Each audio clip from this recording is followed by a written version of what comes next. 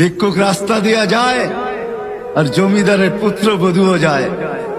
একজন সামনের থেকে আসতেছে, একজন সামনের দিকে যাইতেছে। দুইজনের ক্রসিং এর সময় ভিক্ষুকের গায়ের কাদা জমিদারের পুত্রবধূর গায়ে লেগে গেছে।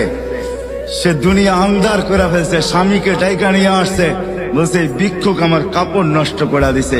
সে শুধু ভিক্ষুক ছিল না, বৃদ্ধ ছিল। বৃদ্ধ ছিল না শুধু, জীর্ণ ছিল, শীর্ণ ছিল। শরীরে কাপড় ছিল না, ফাটা চিরা কাপড় ছিল। পায়ে জুতা ছিল না, পেটে ভাত ছিল না। জমিদারের পুত্র সইতে পারে নাই, যৌবনী শক্তি সয় তো সয় কি কইরা। তার স্ত্রীর গায়ে ভিক্ষুকের কাদা, বস সমগ্র শক্তিকে হাতে জমা করা, একত্র করা বৃদ্ধের গালে বসায়। বৃদ্ধ কিচ্ছু বলে নাই, শুধু উপরের দিকে তাকায় দুই তিনটা শব্দ উচ্চারণ করছেন। শব্দগুলা হলো ইয়া মাল্লা তারা হলো ওয়ুন, ও আল্লাহ চোখে দেখা যায় না।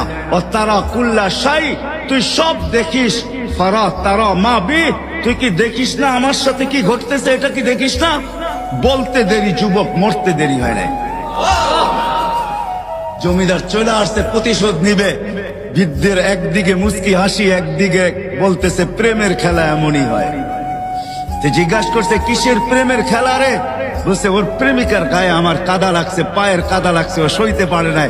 যৌবনী শক্তি দিয়ে আমার বৃদ্ধ গালে বসায় দিছে। আমাকেও একজন ভালোবাসে, সেও সইতে পারে না, সেও সইতে পারে না। ও তো থাপ্পড় দিয়া খেলতো, সে জান নিয়ে নিছে, জান।